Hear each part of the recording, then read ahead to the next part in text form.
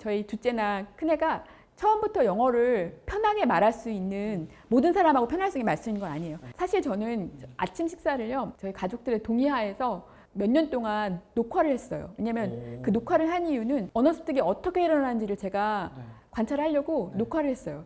그래서 제일 먼저 생기는 게 뭐냐면 안녕하세요. 주작가의 스몰빅 토크입니다. 오늘의 인터뷰인은 서울대학교 아동가족학과를 졸업하시고 영국 옥스퍼드대에서 한국학과 언어학을 가르치고 계시면서 아이들의 언어 습득을 연구하고 계신 조지은 교수님입니다. 저희 시청자분들께 인사 부탁드릴게요. 안녕하세요. 저는 영국의 옥스퍼드 대학교에서 한국학하고 언어학을 가르치고 있는 교수로 있는 조지은이라고 합니다. 반갑습니다. 네, 대한민국 부모님들에게 언어란 참 뭐랄까 이거 말로 표현하기 어려운데 참 어렵고 또 하지만 또 그만큼 중요하고 이런 것들이라서 오늘 좀 그런 얘기들을 쭉 들어보도록 하겠습니다. 그래서 이번에 이제 책이 공부 감각 10세 이전에 완성된다라는 책을 이제 집필을 하셨는데 공부라는 것은 재능이 아니라 감각이라고 말씀을 하셨는데 이 공부의 감각이라는 게 어떤 걸 좀 의미하고 이 기준이 10세 이전이라고 말씀하셨는데 그게 좀 어떤 의미인지 좀 궁금합니다. 공부를 잘한다라는 말이 뭔가 오랫동안 생각을 해보게 됐어요. 공부를 잘한다는 건 어떤 의미일까? 왜냐하면은 그걸 영국이나 다른 컨텍스트에서 보면 공부를 잘한다는 말을 영어로 할 수가 없어요. 공부를 잘한다. 그러니까 공부에 어떤 거, 예를 들면 얘가 영어를 잘한다, 언어의 감각이 있다, 아니면 수학을 잘한다 이렇게는 하지만 공부를 잘한다는 거, 우리는 굉장히 평균적인 공부를 잘할 때 아이는 등수가 높은 거잖아요. 그게 참 퀘스천 마크였어요. 공부를 잘한다는 게 어떤 의미일까? 그런 생각을 하면서 제가 생각할 때 모든 아이가 각각의 맡은 자기만의 공부에서 잘할 수 있는 능력이 있다고 저는 보거든요. 공부 재능이라는 말의 뉘앙스가 약간 그런 어떤 아이는 잘하고 못하는 아이가 있고 우리 아이는 그 잘하는 아이에 속해야 되고 이런 경쟁적인 것들을 많이 의미하는데 공부 감각이라고 생각하면 감각이란 말은 저는 또 즐거움이라고 생각해요. 감각은 여러 가지가 있지만 특히 즐거움. 그러니까 어떻게 하면 우리 아이가 좋아하는 공부를 찾고 즐거워하는 공부를 찾을 수 있을까 이런 뉘앙스를 주기 위해서 공부 감각이란 말을 썼고요. 또 10세 이전 어린 유아에 좀 관심이 갖게 된 거는 그 어릴 때 형성된 인지적인 능력이나 인지적 경험, 언어적 경험이 우리가 살아가면서 굉장히 중요하다는 걸 모두 다 어떤 학자들도 다 인정하는 바잖아요. 근데 자기가 좋아하는 것도 어릴 때, 그러니까 4, 7세 유아들이 즐거운 경험이 얼마나 그 후에 긍정적인 역할을 미치는가 이것에 제가 좀 얘기하고 싶어서 이렇게 이런 책을 쓰게 됐습니다. 어떻게 보면 공부라는 것에 대한 태도와 관점, 소양 이거를 이제 감각이라고 표현해 주신 거라고 이해를 하면 될 것 같은데 네, 그럼 교수님도 이제 그 15살 한국 나이로 15 바뀌었으니까 14살, 11살 네, 그러니까 중2 그리고 초5 정도 되는 두 자녀를 이제 키우고 계시다고 들었어요. 그래서 아마 이 부분을 많이들 궁금해하실 것 같은데 이제 한국 부모님들 같은 경우에는 특히 영어, 독서, 공부 습관 이런 부분에 이제 고시기에 되게 많은 관심을 가지시는 것 같아요. 그래서 그 교수님께서는 이 세 가지를 좀 중심으로 얘기해 주시면 좋을 것 같은데 자녀 교육을 좀 어떻게 하고 계신가요? 언어 습득에서 가장 중요한 건요. 뭐 같으세요? 언어 습득에서. 어떨 때 말을 제일 쉽게 배우는 것 같으세요? 편한 사람이랑 대할 때. 그래서 제가 옛날 제 경험 하나 말씀드리면 저희 아이들은 한국어를 먼저 배우고 그다음에 이제 영어를 배우는 아이들인데 사실 저는 아침 식사를요. 저희 가족들의 동의하에서 몇 년 동안 녹화를 했어요. 왜냐면 그 녹화를 한 이유는 제가 언어 습득하는 거를 연구하잖아요. 그래서 언어 습득이 어떻게 일어나는지를 제가 관찰하려고 녹화를 했어요. 그래서 저는 이제 자료들이 다 있죠. 굉장히 프레셔스한 자료들이 있어요. 아이들이 이중 언어를 배우는 순서 같은 거. 저희 둘째나 큰애가 처음부터 영어를 편하게 말할 수 있는 모든 사람하고 편할 수 있게 말할 수 있는 건 아니에요. 근데 엄마 아빠에게는 아무 말이나 할 수 있으니까 그런 환경이 우선 준비가 된 거죠. 마음 편해졌어요 우선. 그 다음에 두 번째 모티베이션이 생겼어요. 말하고 싶은. 그래서 제일 먼저 생기는 게 뭐냐면 제스처. 예를 들면 슈러깅 같은 거 이렇게 슈러깅 하는 거 이런 제스처들이 스물스물 들어오고요. 그 다음에는 인토네이션을 배워요 아이들이. 그래서 이 둘째 아이가 어떻게 했냐면 영어의 인토네이션을 배워서 거기에다 자기가 원하는 말들을 끼워 넣기 시작하더라고요. 그래서 말은 안 되지만 내가 아무렇게 말해도 엄마 아빠가 우리 식구니까 편한 거예요. 그런 엄마표 영어도 사실 그런 게 중요해요. 아이들이 편하게 말을 할 수 있거든요. 얘도 편하게 말을 시작하는데 처음에는 제스처, 그 다음에는 운율, 그 다음에 단어들이 나타나요. 하나 두 개씩. 문장은 제일 나중에 나타나고 문장이 어떻게 나타나냐면 처음에 이거는 많은 아이들이 한국에서 영어를 배우는 아이들도 그렇게 나타날 건데 이 어순을 한국어 어순에다가 영어 단어를 집어넣는 식의 그 구조가 먼저 나타나요. 그리고 나서 어순이 바뀌어요. 그러니까 구조를, 그러니까 우리가 생각하면 막 패턴을 외우게 하는 게 얼마나 무모한 짓인지 좀 알게 되는 거예요. 왜냐면 패턴과 그런 신택틱 스트럭처는 제일 마지막에 나타나고요. 제일 처음에 나타나는 게 그런 분위기 습득. 영어의 분위기 습득, 영어의 인토네이션 습득, 그 다음에 단어들이 조금씩 나타나고, 그 다음에 끼워 맞추는 건 마지막이더라고요. 그러니까 그런 식의 그게 자연스럽게 가더라고요. 그게 대부분의 아이들이 이렇게. 그러면 그게 이게 말씀하신 공부 감각이라고도 볼 수 있는 영어의 거예요? 감각이에요. 네. 감각 트레이닝 되고 어떤 것도 있었냐면 저희가 이제 자기 인형한테 얘기하는 거예요. 아, 난 앞으로 크면 영어로만 말해야 되는데 그건 좀 별로 이렇게 행복한 건 아닌 것 같아. 그래도 엄마 아빠가 영어로 말하니까 나도 영어로 말해야겠지. 이런 얘기를 혼잣말을 하는데 어떤 게 재밌었냐면 얘가 말하는 영어가 소위 말해서 그렇게 브로큰 잉글리시가 많았어요. 근데 영어를 연습하더라고요. 아무도 그 연습을 하라고 하지 않았는데 혼잣말 단계가 나타나더라고요. 그러니까 다른 사람들하고 얘기하기 전에 아이들이 혼잣말을 하더라고요. 이제 하나만 더 여쭤보면 이제 그러다 보니까 이제 많은 한국의 부모님들께서 이제 그런 그럼 영어로 대화를 하고 상호작용을 하는 환경을 만들어줘야 되는데 부모님이 그걸 하기가 참 어렵다 보니 그래서 어릴 때부터 영유를 그렇게 보내시고 굉장히 그거에 대한 찬반 얘기 너무 많아요. 어떻게 생각하세요? 그 유치원이 제일 좋은지 안 좋은지를 가름하는 가장 좋은 방법은 아이들이 그 유치원에 갔다 와서 영어로 말하고 이렇게 하는 그 영어 유치원에 가서 아이들이 즐거워하고 행복하고 또 가고 싶은지 그게 제일 중요한 거라고 생각해요. 4세, 7세 어린아이들한테는 스트래터지가 필요 없어요. 노 스트래터지가 스트래터지예요. 스트래터지를 잘못 갖다 대면 이 아이들의 가능성과 포텐셜을 제대로 못 보게 돼요. 스트래터지를 갖다 대면 안 돼요. 그때는. 왜냐하면 이 아이들의 가능성이 어떻게 흘러갈지 모르니까 그냥 보는 게 더 중요해요. 관찰하는 게. 그래서 이 아이들이 즐거워하느냐, 이걸 좋아하느냐, 엄마 또 보내주세요 하느냐, 엄마 정말 가고 싶지 않아요 하면 보내면 안 되는 것 같아요.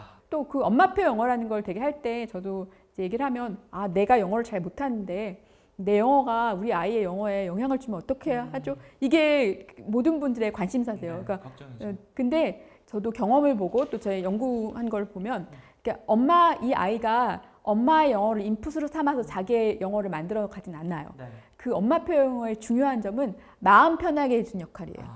이 아이가 자신감을 갖고 영어도 나의 언어 중에 하나구나. 그러니까 그게 목표예요. 영어 교육에. 영어를 막 엄청 잘하게 하는 그런 것보다 영어랑 친하게 해주는 게 목표인데 그래서 마찬가지로 이 어린아이들한테 영어 수업 시간에 만약 문제지를 두고 연습을 할 거예요. 애들은 말 잘 듣잖아요. 아이들은. 그리고 그건 하나도 중요하지 않아요. 왜냐면 이런 학습적인 논리지는 이게 언어로 가지 않아요. 언어로 몸에 인보디드 될 수가 없어요. 그러니까 다 잊어버리는 거죠. 그러니까 아무리 문법을 잘해도 우리나라 사람들 문제가 말을 할 수 없는 거잖아요. 이게 프로덕티브 널리지로 될 수 없어서. 그 프로덕티브 널리지로 될 수 있는 가장 중요한 키는 마음이 평안해야 돼요. 결국 오늘 말씀의 핵심은 결국 어릴 때 언어 습득에서 제일 중요한 기준은 그 상황이 평안하고 즐겁고 어떻게 보면 편안한지가 이제 핵심이다라고 이해할 수 있겠네요. 아이들의 독서 같은 것들은 좀 어떻게 지도를 해주시는지가 궁금하거든요. 어릴 때부터 어떻게 해오셨는지? 아이들의 독서 노트, 리딩 노트를 쓸 수 있게 해주세요. 그러니까 그냥 책을 읽고 그냥 이렇게 지나가지 않게 그 저희는 두 아이 모두 제가 리딩 노트를 아주 어릴 적부터 다 가지고 있거든요. 그 노트가 어떻게 생겼냐면 그 책 그리고 엄마 아빠 코멘트 하나, 아이 코멘트 하나. 엄마 아빠 코멘트가 있고 아이 코멘트가 있어요. 아이가 재밌었다 한마디만 있어도 돼요. 그리고 엄마 아빠가 한마디. 저는 거기다가 붙여서 오늘 제시가 이 단어를 배웠다. 이런 것도 썼거든요. 서로가 서로 기록하는 건데 굉장히 이건 독후감이랑 틀려요. 독후감은 좀 부담스러워요. 독후감과 다른 지점 그리고 이걸 바라보는 관점이 달라지게 되는 이유는 세 가지네요. 결국 양이 많지 않고 정해진 틀이 없고 부모님이 거기에 대해서 인정해주고 칭찬해주는 코멘트가 있다는 것. 부모님이 웰던 한마디만 써줘도 애들이 기분 좋아해요. 그러니까 그런 게 없으면 너는 너 읽고 나는 나 읽고 난 너 뭐 읽는지 몰라 이렇게 되잖아요. 그러니까 그게 같이 가는 코멘트라는 게 의미가 있어요. 그 자녀들 키우실 때 선생님께서도 워낙 전문가시고 연구도 오래 하셨지만 그래도 부모가 된다는 건 참 어려운 일이잖아요. 그래서 이제 여러 가지 시행착오를 겪었을 것 같은데 가장 아이들 두 자녀 키우시면서 좀 가장 어려웠거나 고민됐던 지점 혹은 이 시행착오는 쉽지 않았어 소개해 주실 만한 거 혹시 하나 있을까요? 그 워킹맘으로서 굉장히 힘들었어요. 이 아이들 혹시 내가 아이들한테 그 시간을 제대로 많이 주지 못하기 때문에 이 우리 아이들이 좀 정서적으로 힘들거나 이런 거 아닐까 이런 부분이 힘들었어요. 많은 워킹맘들이 그럴 것 같아요. 시간. 저희 남편이랑 대화를 많이 했어요. 서로 아이들에 대해서. 그리고 진짜 그 한 가지 원칙. 하루에 1시간. 하루에 한 끼 같이 먹고 한 끼 먹는 동안 밥보다 그냥 밥만 조용히 먹는 게 아니고요. 혹은 밥을 먹으면서 뭐 다른 뭐 유튜브를 보거나 이런 게 아니고 대화하는 1시간. 제가 배운 거는 이게 시간을 많이 보내지 못하더라도 컨시스턴트하게 1시간이라도 1시간이 좀 덜더라도 날마다 대화나 이런 교류할 수 있는 시간이 있으면 되는구나. 이걸 제가 배우게 됐어요. 그러니까 양이 많은 게 중요한 게 아니라 그 작더라도 질이 확실하면 충분히 의미가 있고 걱정하지 않아도 된다라고 생각을 하시게 된 거네요.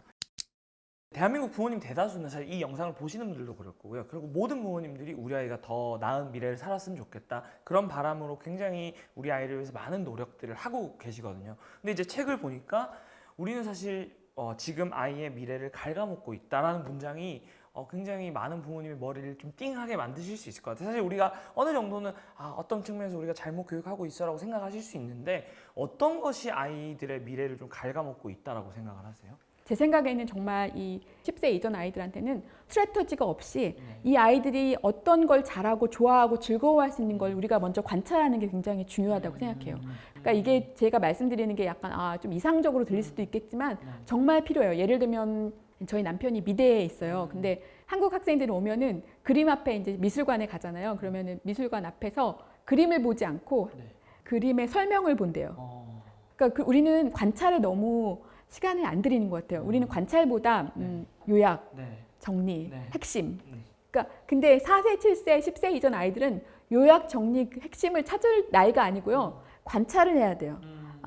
그림을 보고 관찰해야 되고 그 부모님도 이 아이가 좋아하고 잘할 수 있는 게 뭔지 관찰을 해야죠. 관찰 피리어드가 굉장히 중요하고 그 다음에 나오는 거, 그 다음에 요약, 핵심 이런 것들 이해 이런 컴프리hen션은 그 후에 해도 되거든요. 저는 이 책에서 건강한 무관심, 비나인 니글렉트란 말을 쓰는데 엄마 아빠가 너무 이렇게 계획? 이렇게 스트래터지가 너무 많은 거예요. 이렇게 시키고 이렇게 해야지 앞으로 이렇게 될 것이다. 대한민국 부모들은 너무 이렇게 좋아주는 데 익숙해요. 근데 놓아주는 게 필요해요. 놓아줘야지 그 아이들이 정말 자기의 그런 감성, 자기의 감각 이걸 찾아갈 수 있어요.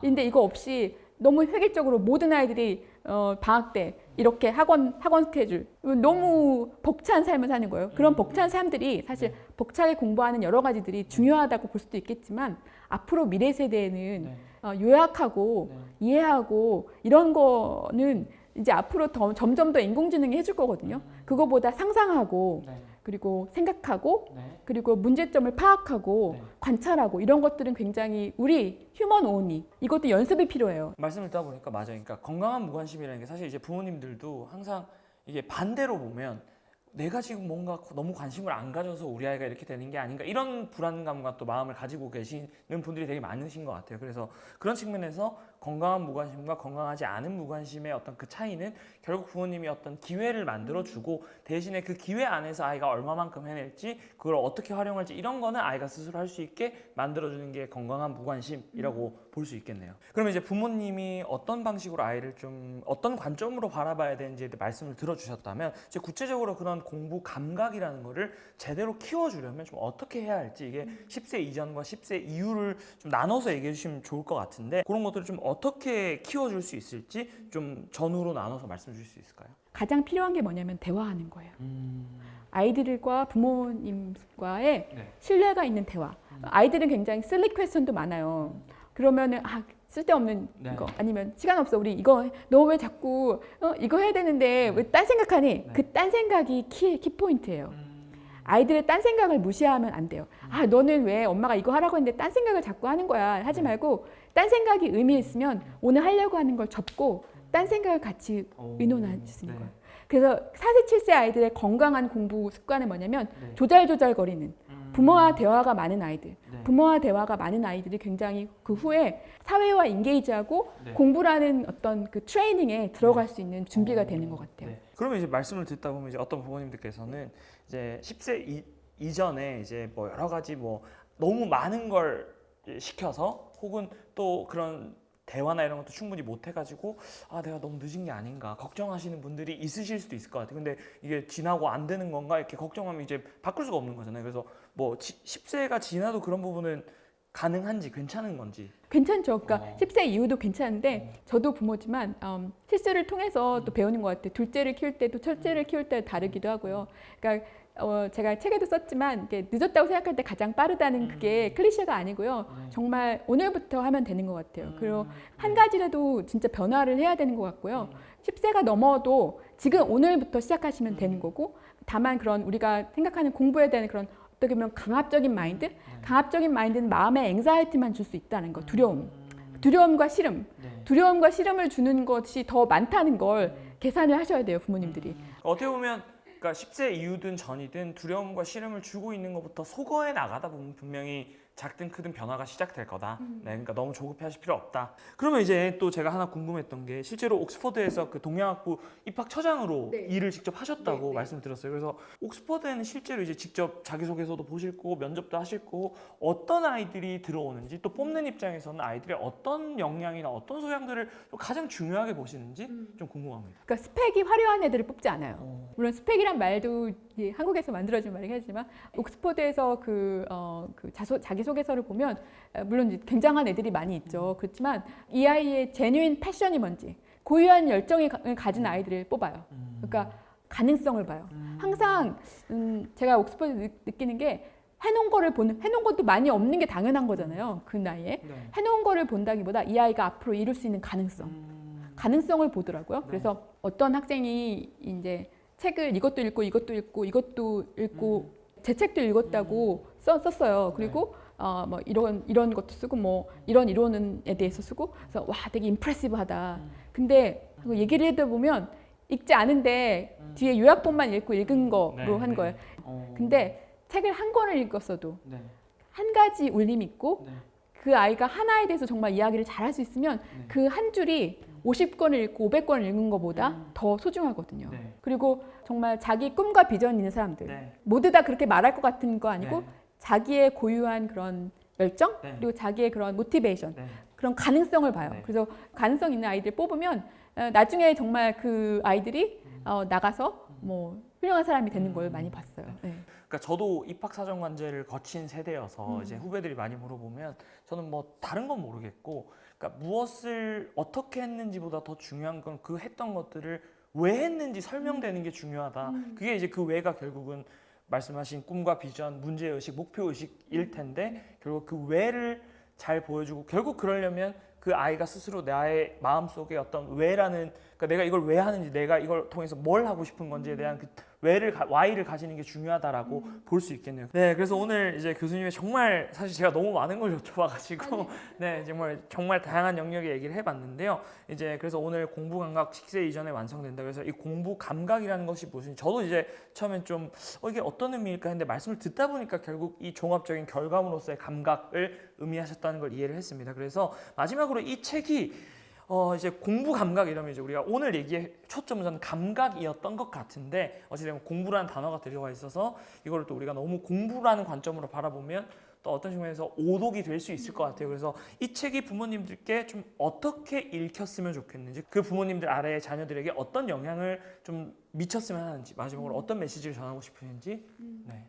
행복하고 건강한 대화, 행복하고 건강한 관계 이거를 이 어린아이들과 먼저 잘 맺는 게 그 어떻게 보면 공부의 시작점, 파운데이션이라는 것. 그래서 어떻게 막 플래닝 하려고 하시기보다 좀 포즈, 멈추시고 그리고 그런 즐거움, 서로 행복하고 즐거운 것들 찾아나는 것 그게 가장 먼저라는 것. 그래서 결국은 제가 드리려고 하는 희망의 메시지는 지금 뭔가를 하면 안 되고 하지 않으면 안 되고 먼저 늦었다고 이런 여러 가지 그런 목소리들이 많잖아요. 사회 주변 옆집에서도 들리는 이런 거에 좀 자유하시고 이거보다도 기다려주고 믿어주고 아이들과 관계를 맺고 여기에 투자를 하시면 반드시 그 이후에 좋은 결과를 보실 수 있을 거라는 저의 메시지를 드리고 싶습니다. 네, 그래서 오늘 이제 옥스퍼드대 조지은 교수님 모시고 공부 감각, 그래서 사실은 그 공부 감각을 둘러싼 부모님의 역할, 또 또 어떤 것들이 어린 시기에 단계로 필요한지에 대해서 이야기를 나눠봤습니다. 그래서 우리 아이들이 진짜로 인생을 행복하게 살아가는데 필요한 감각들을 오늘 영상과 또 이 책을 통해서 얻어가시고 함께 우리 아이들과 길러가셨으면 좋겠습니다. 저희는 또 다음번에 좋은 컨텐츠로 찾아뵙도록 하고요. 지금까지 조작가 조지은이었습니다. 감사합니다.